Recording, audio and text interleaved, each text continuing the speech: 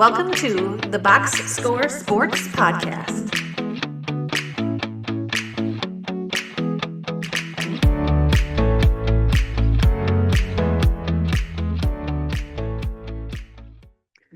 Welcome back, everybody, to the Box Score Sports YouTube channel or podcast, however you're listening to this. Will either be the top of the podcast if you listen to it.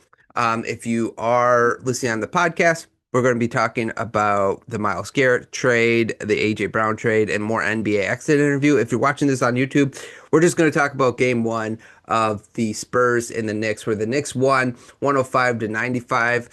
And I'm going to just do kind of like 5 takeaways from the game. And then let me know in the comments down below what you took away from the game. Don't forget to like and subscribe. But let's just get into it because I thought game one was super interesting. Game two is tonight. Game one. Here's my 5 takeaways. I got 5 things I wanted to know written down. Cat. Karl-Anthony Towns, I think, presents a unique problem for the Spurs. The Victor Wembanyama factor, I think, is real, and there is this guy in Cat that might be the answer. We'll see, because obviously there will be adjustments, and we don't want to overreact. But Cat is just like quick enough to keep in front of Wembanyama and big enough not to be pushed around by Wembanyama, right? And they also have Anunoby, which we'll talk about in a little bit on Victor. But it's just like there was times in this game where Karl-Anthony Towns just felt like he could get by Wembanyama whenever he wanted. And even though Wembanyama will still get his numbers and he'll be able to shoot over Cat, I thought Cat played tremendous defense on Victor Wembanyama. And the one thing we said in our preview podcast is he just has to control his fouls. And if he can control his fouls, he's going to be super effective in the series. He only had 1 in the first half. So that's what he needs to do moving forward. He had a plus 14 in his box plus minus. Now, again, that's not like an end-all be-all. It tells you something about the game, not everything about the game. But I just thought Cat played really good. His aggressiveness, him attacking Wembanyama, making him work, getting to the rim, and his ability to pass the ball. It didn't show up a lot in this game, but it is something that the Spurs have to keep an eye on, of the back cuts and the passing ability of Cat. So that's the first takeaway I have. Just the way Karl-Anthony Towns played in game one, I think that is a blueprint for the Knicks moving forward. The second thing, let's talk about Victor. Victor Wembanyama had 26 points, 12 rebounds, and 3 blocks, 12 free throws made, which kind of saved his box score. You know what I'm saying? Otherwise, he only had 14 points off of shots. He was 6 of 21. He didn't have a good efficiency type of game. Now, granted, the one thing I'll say is he does get fouled a lot.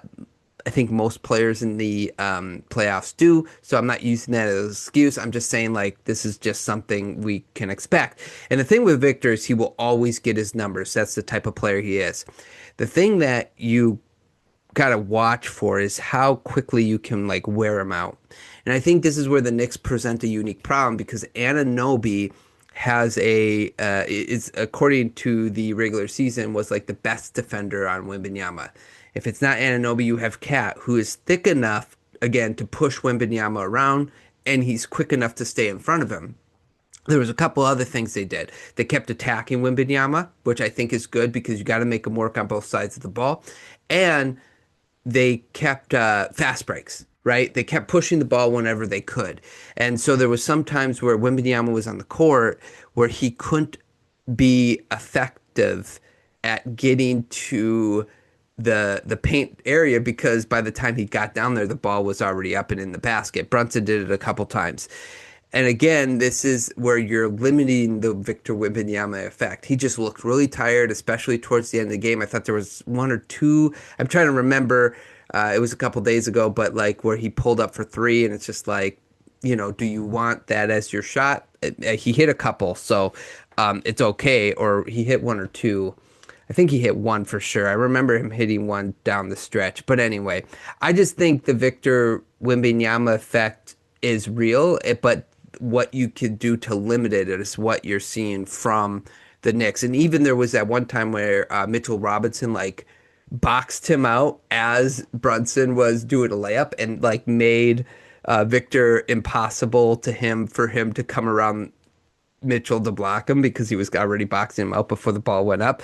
So there's little ways you can limit the effect. I think there was some things that the Knicks did that helped. And again, the way that the Knicks team is built with all those shooters also limits Victor Wembanyama. The third thing I want to take away from this game, and we'll get to Brunson, don't worry about it, but it's Josh Hart. He was 15, 6, and 5, but that's not points. He only actually had 3 points. He had 15 rebounds, 6 assists, and 5 stocks, which are steals and blocks.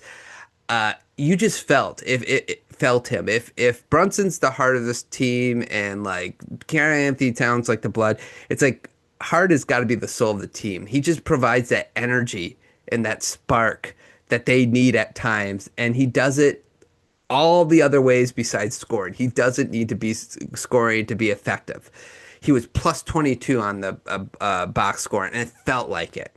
That, again, box plus minus doesn't tell us everything, but it tells us something, and it tells us how we felt about the game, watching the game, and how effective Josh Hart was. He got in foul trouble early. He was able to manage it and play 26 very effective minutes. Now, just a side note, if you're a Pistons fan, which I am a Pistons fan, this is like when people say like Sark isn't going to be an effective offensive player. It's like, can he be Josh Hart? Yeah, just know your role. That's all I'm saying. Uh, the next point we'll talk about is the Fox versus Harper thing to keep an eye on. Harper was really good in this game. He was 6 of 10, right? 6 of 10. He had 16 points. Yeah, 16 points and 8 rebounds, 1 assist and one steal. He looked ready for the moment. As the young guy, he probably looked like he was the most ready of all the Spurs. And I'm just wondering if there's going to be a moment in this series where Harper is the one that plays 37 minutes and Fox plays 27. Now, Fox is very important for them because he limits the turnovers and he is the veteran presence that kind of calms the court. But you can't shoot 3 of 13. That's rough, right? It didn't. It just seemed everything was very difficult for him, and obviously the Knicks are a big team. For Fox, Bridges, Hart, Anunoby. And the other thing for Fox is that he still must, he's still, he's got to be still a little injured, right? He's still not 100%. Now, I'm not using that as an excuse. It's just going to be a fact because he probably won't be able to heal until he can take like a month off, right? Well, he's not going to take the finals off. So I think that's something to watch because I really felt like Harper really came out of the gate and he looked really good. And if the Spurs have to, they might need to make that switch to play Harper over Fox. We'll see as the series goes along. Finally, my fifth point, maybe the most important point, is just Brunson, man. I can't apologize to that dude enough as a Piston fan. When he was a free agent, I'm like, I don't want him. Small guards, they don't work. Well, they do work if you build a really good team around him, and they're as good as Brunson. Brunson just finds these little pockets on the court where he can hit his shot. He had a couple of really just how did that go in type of shots. He had one on the right side of the rim, which was like a little, like it looked like a little floater. I think he was trying to shoot it, maybe even to draw the foul a little bit, and it just goes up and in, like like I don't know how else to say. It's ridiculous. He had that fast break where he scored on like 3 people, and that where he went up and to the left of the rim, and then there was another one where he looked trapped and he did a step through scoop, made that one. It's just that this guy at 6 foot with all these big bodies on the court just find these little pockets on the court where he can score and be effective. Now, in the first half, it looked like he was struggling a little bit. Somebody hit his knee, somebody stepped on his ankle, and then it seemed that I think whoever stepped on it, it just like flipped the switch and he just became more aggressive. Brunson was 12 of 31. A lot of shots, but it's like he needs to be that. And I don't think it was his best game, which is both. a pro and a con for the Knicks, but it's also a con for like the Spurs. Obviously, you don't think Victor Wembanyama is going to go 6 for 21 down every game, but you're probably not going to think that Brunson's going to go 12 of 31. Maybe you do. I don't know. But anyway, those are my big 5 takeaways of game 1 of the series so far. As far as game 2, that's tonight. I hope you guys enjoy watching it. Let me know in the comments down below if you're watching on YouTube. What you think of game 1 and what you think is going to happen in game 2. I'm going to say Spurs come and take game 2, and it's 1-1 going back to New York. Let me know your predictions. And if you're listening on the podcast, just stay on, and we're going to talk about the NFL and some NBA interviews. Thanks so much for watching. I hope you guys enjoyed, and we'll talk to you guys real soon. Thanks so much for watching this clip of the Box Score Sports Podcast. I hope you guys enjoyed. If you haven't yet, please subscribe to our channel. Follow us on Instagram and Twitter or X. And we'll talk to you guys real soon. See ya.